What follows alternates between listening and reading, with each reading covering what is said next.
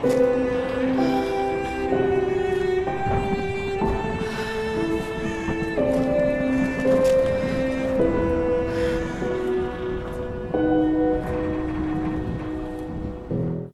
everyone, welcome back. Solid State SR71 here with a review for Tomb Raider, the new one, the reboot. This is of course brought to you by Crystal Dynamics, the people who have taken over Tomb Raider for the past few years. This marks the first of a new sort of series, I guess. This is kind of a reboot. This holds no ties really other than the character to the other Tomb Raiders that have come out in the past few years. Past decade, pretty much. So let's get into the presentation. This game is a single-player game. Not only single-player, but the main focus here is the single-player. The single-player will last you somewhere around 10 to 12 hours with a bit of replay value in that there's some collectibles hidden all over the place.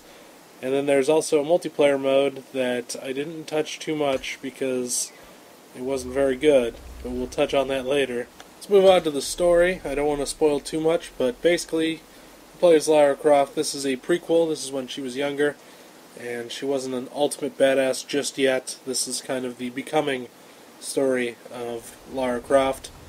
This takes place just after a shipwreck. In fact, the intro cinematic is of the shipwreck, and you and your crew are deserted on an island, and it is your job to find your crew members that have been scattered and figure out a way off the island. That's a boiled down version of the story. I don't want to get into too many spoilers, but the story is very well written and has some plot twists here and there, and the conclusion is satisfying, if not maybe a little bit over the top, but it's definitely nice to see Lara Croft become what you see in the previous games.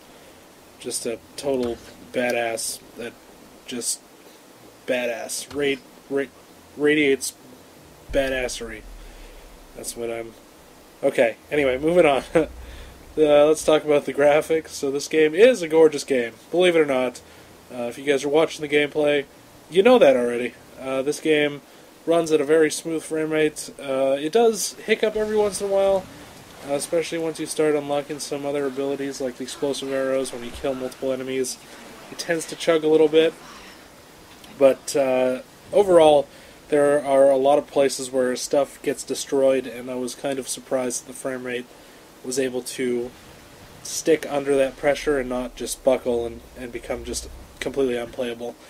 Other than that, there's some good texture work, and most of the cinematics, not all of them, but most of them, are done in-engine, so it does a really cool job of like transitioning from cinematics to gameplay. It's almost instantaneous. Sometimes you don't even realize that it's been shifted to gameplay, and I applaud them heavily for that because that is a feature that I enjoy. Moving right on to the sound, this is probably my least favorite part of this game. There's a good orchestral soundtrack, but I don't feel like they did a good job of picking up the sound when necessary and dropping it when not necessary. Basically, I had a lot of trouble with a lot of the big scripted sequences. I felt like they didn't nail the sound just right. I mean, sometimes it seems like they did, like the beginning cinematic, it seems like they did, but then there were some other ones where, I don't know, I don't feel like orchestral music really, or the tone that the orchestral music was giving off wasn't the right tone. And other than that, you got the voice acting. The voice acting is fantastic. I really like the voice acting done by Lara Croft. I think that the voice actor is fantastic. I think that there might be a little bit too much moaning and groaning, but for the most part it is totally understandable, and I wouldn't see it any other way. Let's move on to the gameplay. The most important part, in my opinion. The gameplay breaks down into platforming and third-person shooting, and that's pretty much it. There's a bit of puzzle solving mixed in there. You spend most of the game, I would say, traversing, mostly just traversing. There's not a lot of platforming, but there is some jumping here and there, and there's some really cool sequences where platforming is necessary, and they're more of the high octane scripted sequences. But the shooting mechanics work just fine. In fact, there's nothing that I can really complain about as far as the shooting mechanics are concerned. The progression of unlocks is done really well, in that you unlock new abilities and certain power-ups at a steady pace. I don't feel like they overload you with it and then just kind of drop off and don't give you anything.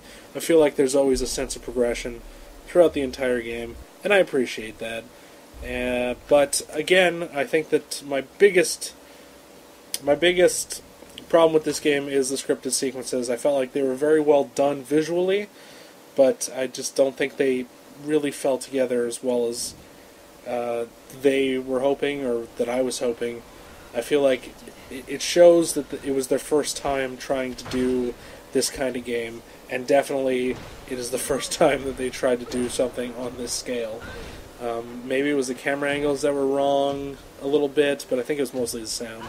So they're definitely going for an Uncharted type gameplay feel, and if you've played Uncharted before, you'll be right at home with this game. It feels like Uncharted through and through, except you get a bow and arrow, so you can shoot dudes in the face, and there's some cool finishers that you can unlock later on. There's a whole ability system and salvage system that allows you to upgrade your weapons. And then there's a fast travel system, and there's collectibles. There's a lot of meat in this game. There's a lot to do, there's a lot to collect, and it stays generally interesting all throughout. So my final thoughts on this game: this is a fantastic reboot. This is a perfect example of what a reboot should do. You stick to the character, you stick to the story, you stick to what that game used to be, but you just redo the entire game from the ground up. You just try and retain some values, but you want to redo most of it, and I think this game nailed all of that. And aside from the problems that I had with the sound and all that, I think that this game is definitely a game worth playing, and definitely a game worth checking out, and it's very, very good on almost every front. So if I had to rate this game, I'd probably give it somewhere in an 8 to an 8.5. Like I said, it's definitely obvious that this is their first time trying to do a game at this scale, but and it shows through and through. But it's still a fantastic game, and I still highly suggest it. Thank you guys for watching, and I'll see you guys later.